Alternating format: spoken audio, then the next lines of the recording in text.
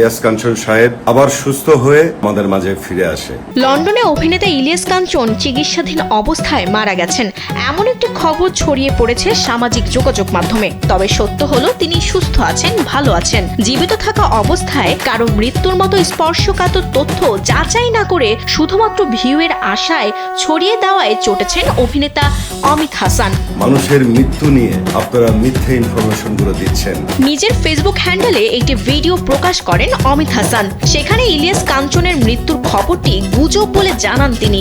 অমিত হাসান বলেন, লন্ডনে ইলিয়াস কাঞ্চন সুস্থ আছেন, উনি ভালো আছেন, সুস্থ আছেন। শুধু ভিউ পাওয়ার আশায় কারো মৃত্যুর মতো স্পর্শকাতর বিষয় নিয়ে গুজব ছড়ানো থেকে বিরত থাকার আহ্বান জানান এই অভিনেতা। পাশাপাশি ভুয়া তথ্য ছড়িয়ে মানুষকে বিভ্রান্ত না করার অনুরোধও করেন তিনি। আপনাদের কাছে অনুরোধ, তারা এই ধরনের পোস্ট থেকে বিরত থাকুন। এ সময় ইলিয়াস কাঞ্চনের সুস্থতার জন্য দেশবাসীর কাছে দোয়া চেয়ে অমিত হাসান বলেন, এমন স্পর্শকাতর খবর প্রকাশের আগে অবশ্যই তা যাচাই করা উচিত।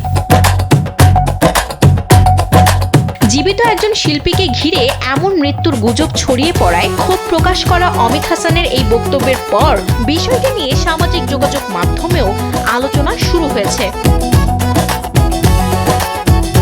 বিনোদন ডেস্ক, কালবেলা।